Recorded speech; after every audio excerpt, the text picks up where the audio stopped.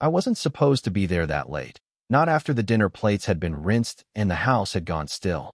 But the porch light was still on, and through the kitchen window I could see her moving quietly, hair tied back, sleeves rolled to her elbows. My friend had gone out hours ago.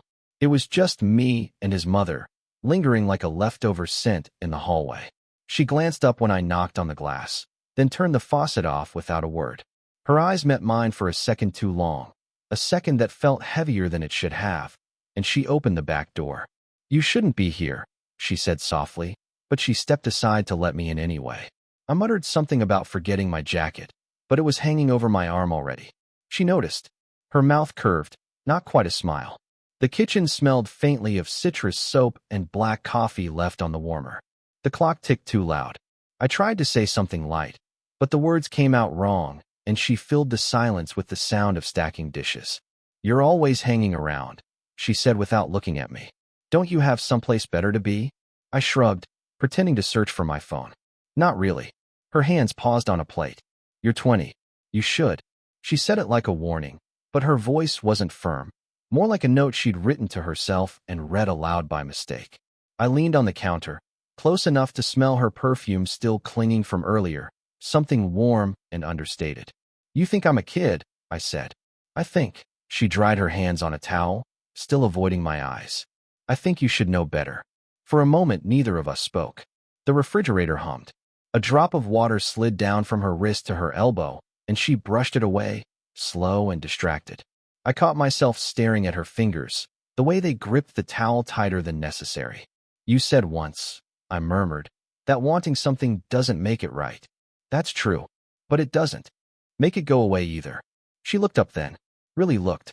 Her face had that unreadable stillness I'd only ever seen when she thought no one was watching. "You're my son's friend," she said. "I know." My throat felt dry. "But you do." The air between us shifted, like a room after a storm. She blinked first and moved to the coffee pot, pouring the last inch into a mug though she didn't drink it. Her hands trembled just enough to make the spoon clink against the rim. "You don't understand what you're playing with," she whispered. "Then tell me." Her lips parted, but she didn't speak. Instead, she set the mug down untouched and walked past me to the hallway, her shoulder brushing mine on the way. It was the smallest contact, but it lit up every nerve I had. At the doorway, she stopped. "Go home," she said, though it sounded like a question. I followed her to the edge of the hall, close but not touching.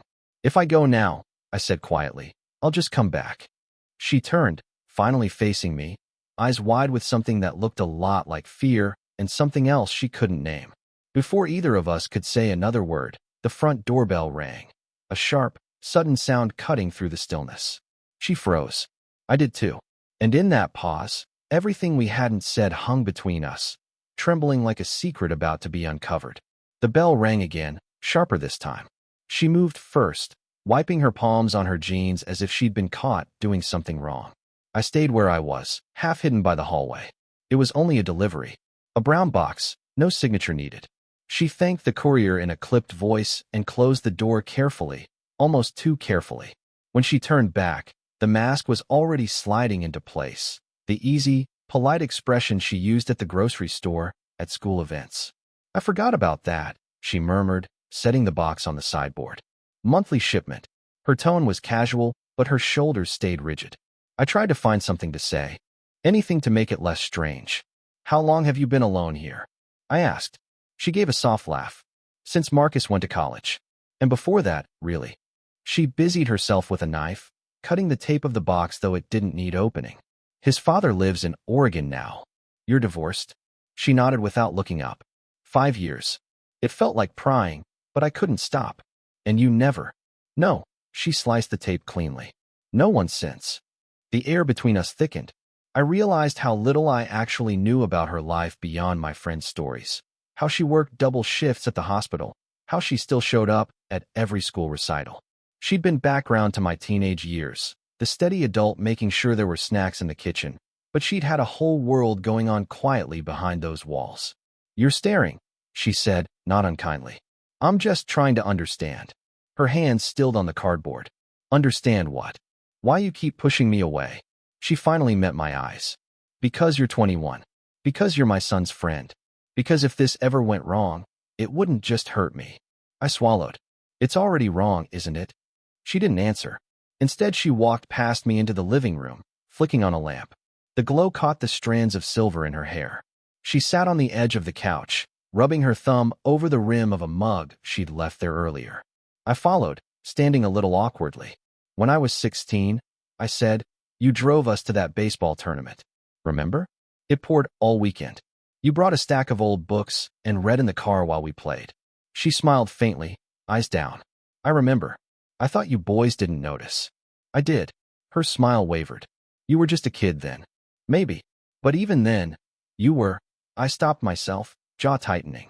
She set the mug aside and reached for the blanket folded on the armrest, smoothing it out though it was already straight. Her fingers trembled, the only sign of whatever was moving inside her. I sat down at the far end of the couch. The space between us felt both safe and unbearable. She didn't move away. Without thinking, I let my hand rest on the fabric between us, palm down. She hesitated, then let her fingertips brush against the back of my hand. Light, fleeting, as if testing the temperature of water. We didn't speak. We just sat there, the TV off, the room dim except for that lamp. Our hands almost, but not quite, touching. The sound of a key turning in the lock jolted us apart like a snapped wire. Her hand left mine so fast it left a ghost of warmth on my skin. Marcus, she whispered, already on her feet. He said he was staying at Evan's tonight. The door opened before she finished.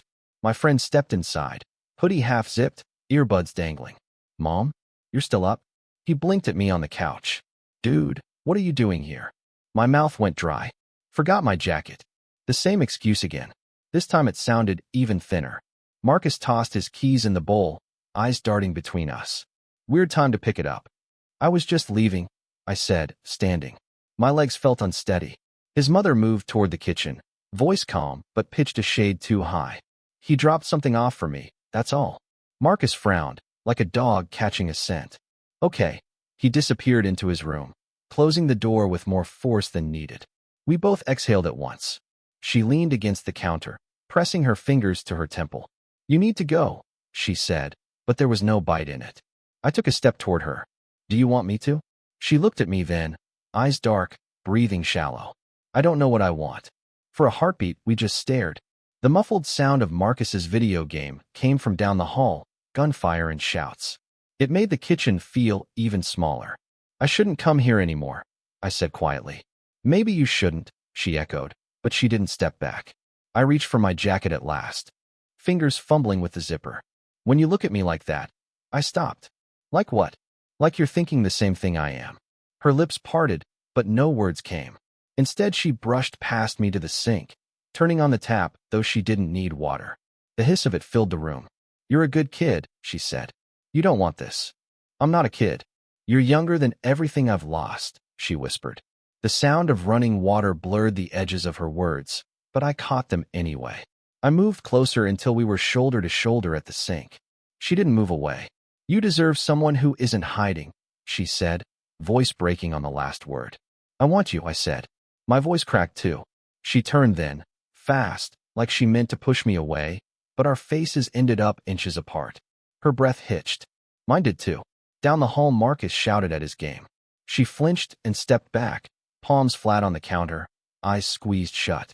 I wanted to touch her, to pull her back, but instead I only whispered, say the word, and I'll go. Her eyes opened slowly, wet and fierce.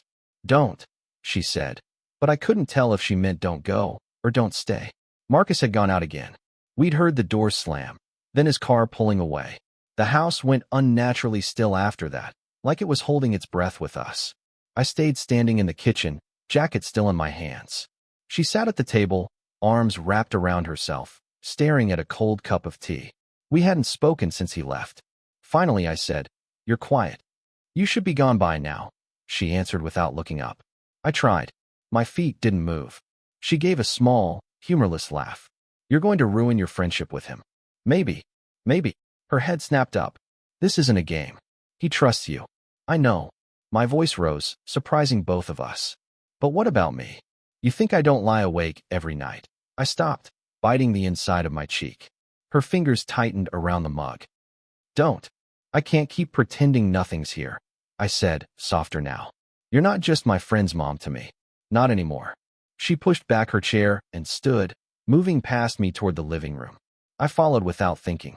Stop following me, she said. Then stop walking away. She spun around. You're 21. You've got an entire life in front of you. And she pressed a hand to her mouth. I'm not what you think I am. I stepped closer, heart hammering. Then tell me what you are. Her eyes searched mine, angry and wet. I'm someone who raised a boy who calls you his best friend. I'm someone who spent years patching herself back together. And I'm standing here about to destroy both of you. The words hit harder than I expected. For a second I couldn't breathe. I don't care, I said finally. I only care about you. She shook her head, a tear slipping free. You think that's love? It's not. It's a disaster waiting to happen. Then why are you shaking? I whispered. Her breath caught. Because I don't know how to stop. The room blurred around us.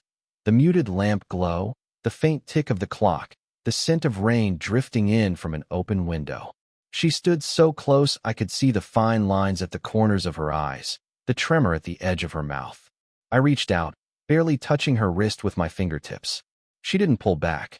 Instead, she looked at my hand, then at my face, as if weighing something impossible.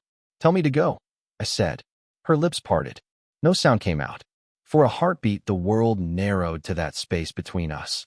The warmth of her skin under my fingers, the storm outside tapping at the glass, the wild, rising thought that we were about to cross every line we'd drawn. And then, footsteps on the porch. A shadow moved past the window.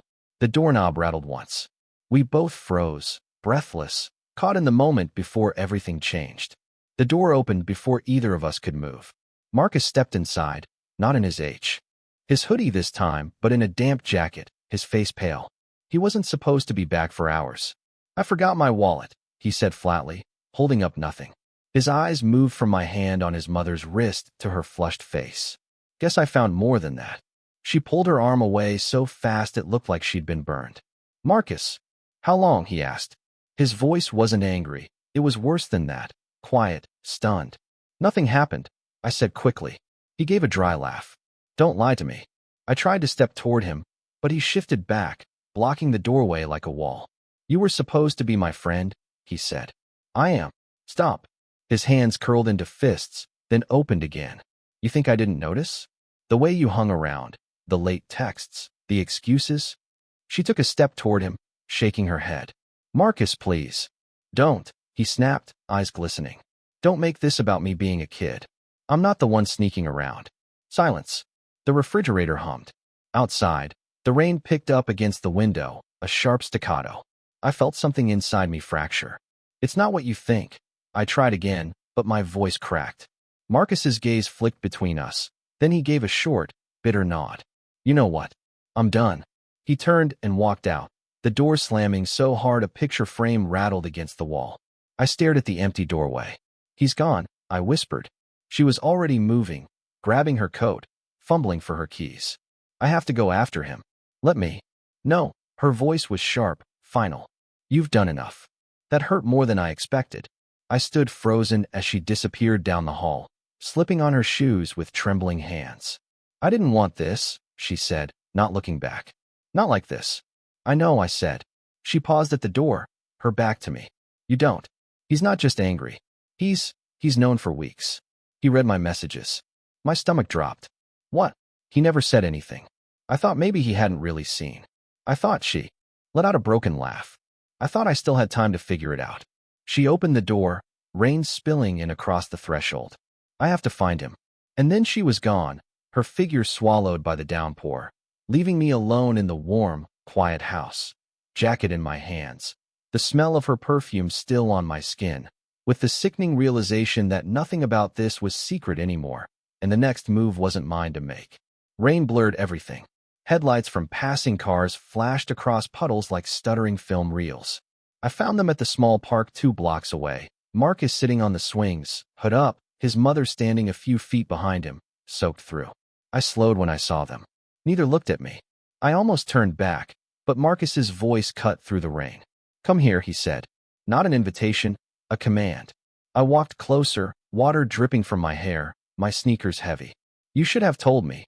he said, eyes fixed on the mud. Both of you. I know, I said. My voice barely carried. He finally looked up. His eyes were red, but his jaw was steady. When Dad left, she was the only person who didn't lie to me. You were supposed to be my one normal friend.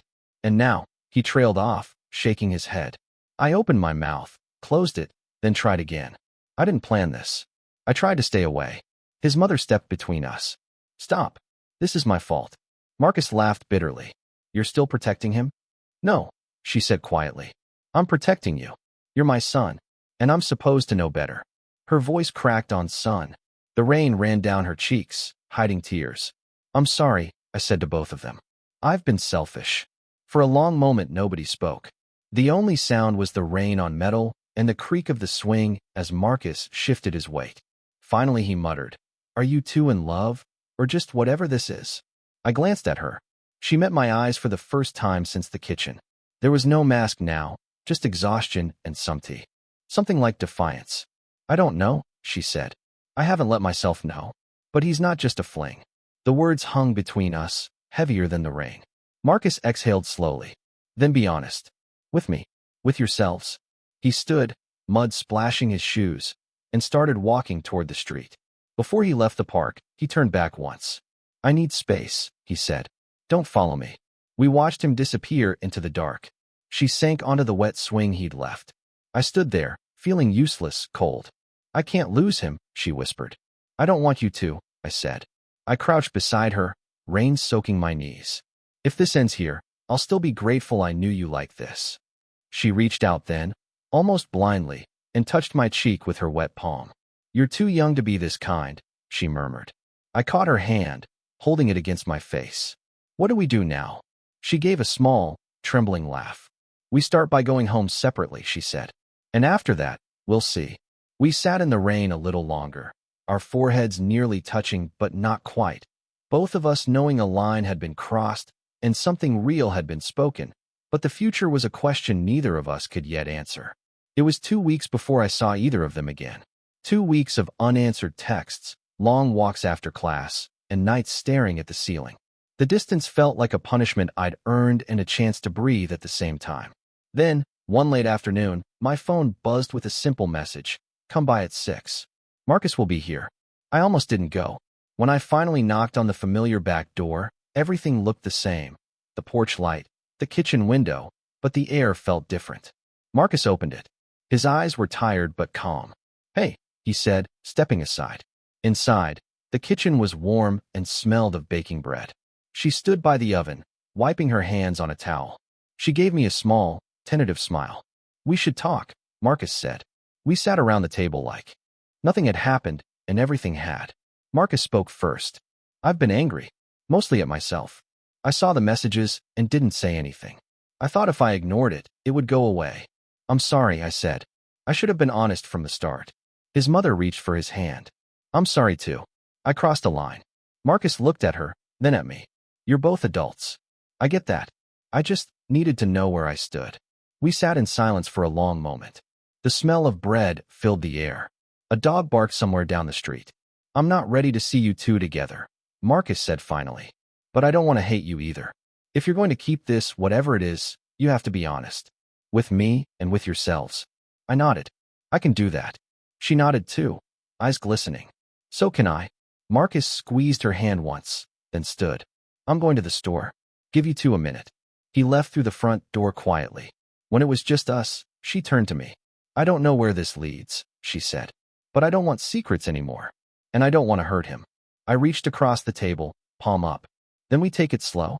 No hiding. No lies. She looked at my hand for a long time before placing hers in it. Slow, she repeated, almost like a promise. We stayed like that until the oven timer beeped. She stood, laughing softly at the sound. Bread's ready, she said, and for the first time in weeks her voice held a note of ease. Nothing about the future was decided, but something had shifted, not a perfect ending, but the start of a different kind of honesty. Final takeaway. Love and connection are not perfect or immediate. They require risk, honesty, and the courage to step beyond fear. Even fleeting brushes, whispered words, and fragile moments can leave an indelible mark. Did you enjoy this story? What kinds of emotionally charged, slow burn stories would you like to hear next?